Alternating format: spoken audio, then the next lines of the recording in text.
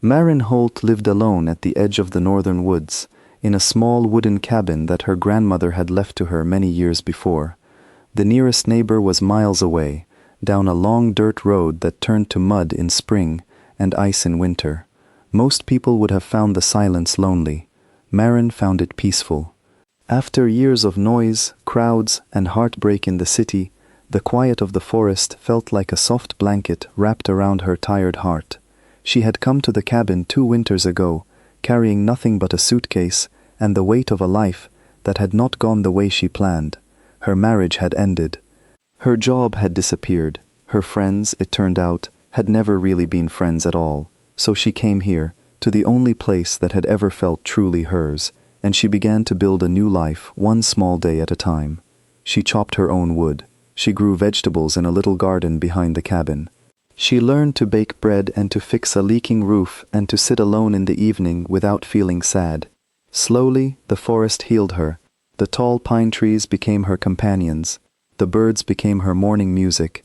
And though she never expected it, she was becoming stronger than she had ever been. Then came the night that changed everything. It was the middle of January, and a heavy storm had rolled across the mountains. The wind screamed through the trees, bending the branches and throwing snow against the windows in thick white sheets. Marin sat by the fire with a cup of tea, listening to the storm and feeling grateful for the warmth of her home. She had checked the doors twice and stacked plenty of wood by the hearth. There was nothing to do now but wait for the weather to pass. Around midnight, she heard something. At first she thought it was just the wind, but then it came again, and this time it was clearer. It was a small, thin, crying sound. It rose and fell, weak and desperate, cutting through the roar of the storm like a needle through cloth. It did not sound like the wind. It did not sound like a grown animal either. It sounded like something small and frightened and very, very cold. Marin sat up straight, her heart beating faster. Everything she knew told her to stay inside. The woods at night were dangerous, especially in a storm. Wild animals roamed freely, and a woman alone should never open her door to the darkness. But the crying continued, so full of pain that she could not ignore it. Whatever it was suffering just a few feet from her home. She pulled on her heavy coat and her boots. She grabbed a flashlight and, after a moment of hesitation, opened the door just a crack. The cold hit her face like a slap. Snow swirled into the room. She pointed the flashlight down toward the sound, and her breath caught in her throat. There, on her doorstep, was a wolf pup. It was tiny, no bigger than a house cat, with gray and white fur that was matted and frozen with ice. It was curled into a shivering ball, and one of its back legs was twisted at a strange and painful angle. When the light touched it, the pup flinched and tried to move away, but it was too weak. It looked up at her with dark, frightened eyes, and it cried again, softer now, as if it had almost given up hope. Marin's heart broke at the sight. She knew she should be careful. She knew that wild animals could be unpredictable, and that where there was a pup, there were usually parents nearby. But the little creature was clearly hurt and freezing, and there was no mother in sight. If she left it out here, it would not survive the night. Slowly, gently, she knelt down. "It's all right," she whispered. "I'm not going to hurt you." The pup watched her, too tired to run. Very carefully, Marin reached out and slid her hands beneath its small body. It was ice cold. She lifted it up, cradling it against her chest, and quickly stepped back inside, closing the door against the storm. The warmth of the cabin wrapped around them both. Marin carried the pup to the fire and laid it down on a soft towel. It did not resist. It simply lay there, shivering, its eyes half closed. She fetched a wool blanket and wrapped it around the little body, leaving only its face uncovered. Then she went to the kitchen and warmed some milk, testing it on her wrist to make sure it was not too hot. She dipped her finger in the milk and touched it to the pup's mouth. At first it did nothing, but then, slowly, its little pink tongue began to move. It licked the milk from her finger, weakly at first, then a bit more eagerly. Marin felt a rush of joy. It was drinking. That was a good sign. She spent the next hour caring for the pup as gently as she could. She looked at its injured leg and saw that it was not broken, only twisted and swollen. Using a small wooden spoon and some soft cloth, she made a careful splint to hold the leg straight. The pup whimpered a little as she worked, but it did not bite or struggle. It seemed to understand, somehow, that she was trying to help.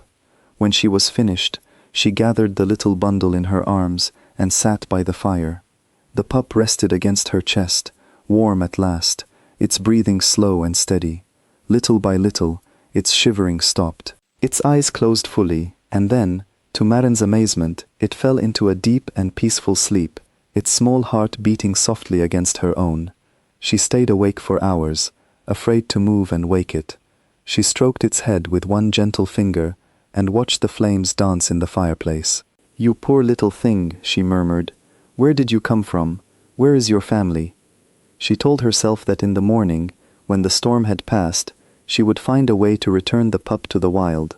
It did not belong in a cabin with a human. It belonged in the forest, with its own kind. But for tonight at least, it was safe and warm and no longer alone. What Marin did not know, as she sat in the glow of the fire, was that she was being watched. Outside, beyond the reach of the firelight, deep in the swirling snow, something waited. Something large and silent and patient. It had followed the scent of the pup through the storm. It had watched the woman open her door, and now it stood at the edge of the clearing, its pale eyes fixed on the little cabin, waiting for the morning to come. When dawn finally broke, the storm had passed. The world outside was buried in fresh white snow, and the sky was a soft and gentle gray. Marin woke slowly, the pup still sleeping in her lap. She smiled down at it, feeling a warmth in her chest she had not felt in a long time. She stood up carefully, laid the pup on its blanket by the fire, and walked to the door. She wanted to check the weather and see how much snow had fallen. She turned the handle, pulled the door open, and then she froze. At the bottom of her porch steps sat an enormous wolf. It was the largest wolf Marin had ever seen. Its fur was thick and dark, almost black, and it sat perfectly still in the snow, watching her with calm, pale silver eyes. It did not growl. It did not bare its teeth. It simply looked at her, and then looked past her, toward the doorway where the little pup slept. Marin's heart pounded. Every muscle in her body wanted to run, to slam the door, to hide. But something in the wolf's eyes held her still. It was not the look of an animal about to attack. It was something else entirely. It was watchful, steady, and almost gentle. Then she noticed the others. At the edge of the clearing, half hidden among the trees, more wolves were waiting. There were 5 or 6 of them, gray and brown and silver, all of them still, all of them watching. And in that moment, Marin understood. This was the pack. This was the pup's family. And the great dark wolf sitting before her was their leader, their alpha, the king of the northern woods. He had come for his lost young one. Marin's mind raced. She thought the wolves had come to attack, to take back their pup and punish the human who had taken it. But the great wolf did not move toward her. Instead, he lowered his massive head, slowly and deliberately, in a gesture so calm and so clear that it could only mean one thing. It was a gesture of respect, of gratitude. He knew, somehow, he knew that she had saved his pup. He knew that the little one was warm and safe and healed because of her. And instead of anger, he had come to offer thanks. For a long moment, the woman and the wolf simply looked at each other across the snow. Then, from behind her, Marin heard a soft sound. The pup had woken. It limped to the doorway on its splinted leg, and when it saw the great wolf, it let out a happy little cry. The alpha's ears lifted, his eyes softened, but he did not call the pup to him. He seemed to understand that the little one was not yet strong enough to travel through the deep snow, and so he waited. To Marin's amazement, the great wolf did not leave. He stayed near the cabin, resting in the clearing, keeping watch. The rest of the pack melted back into the forest, but the alpha remained. All through that first day, he lay in the snow at the edge of the trees, his silver eyes always alert, always watching over the little cabin where his pup was healing.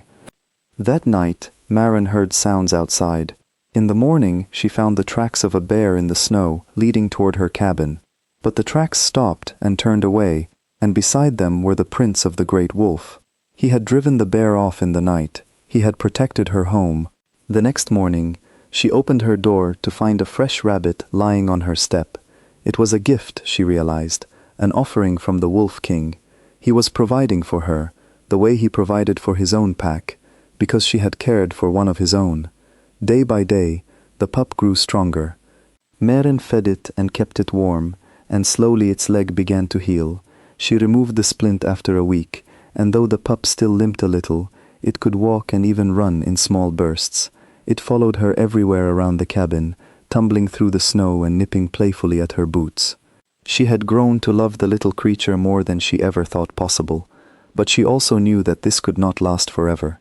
The pup belonged to the wild, to the pack, to the great wolf who waited faithfully in the clearing each day, and Maren, though her heart ached at the thought, knew what she had to do.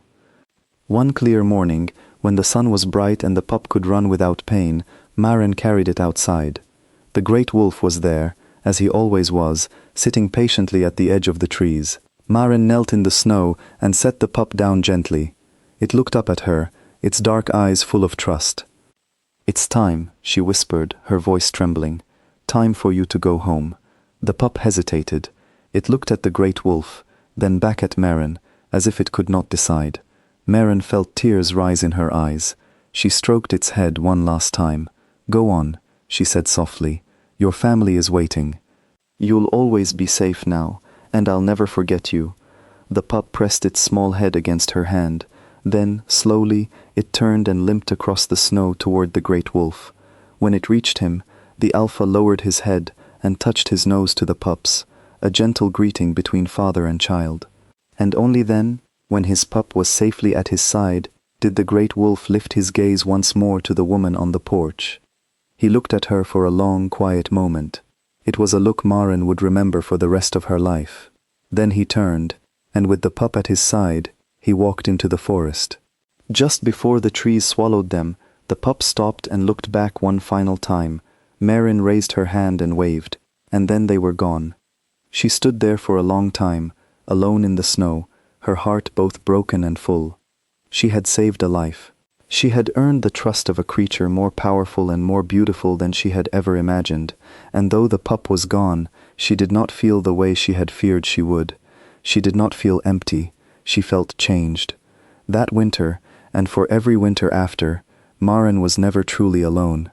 Each morning, she found fresh tracks circling her cabin in the snow, the large prints of a great wolf keeping watch through the night. On the coldest evenings, she would sometimes see him sitting beyond her window, his silver eyes glowing softly in the moonlight, guarding the woman who had once opened her door to a crying pup in a storm. He never came closer than the edge of the clearing. He never needed to. The bond between them did not require words or touch. It was written in the snow, in the quiet gifts left on her step, in the steady watchfulness of a king who never forgot a kindness. Maren had come to the woods to escape a world that had hurt her, to find peace in solitude, but in the end, she found something far greater. She learned that even in the coldest, darkest night, a single act of mercy can build a bridge between two very different souls. She learned that kindness, given freely and without expectation, has a way of coming back to us when we least expect it.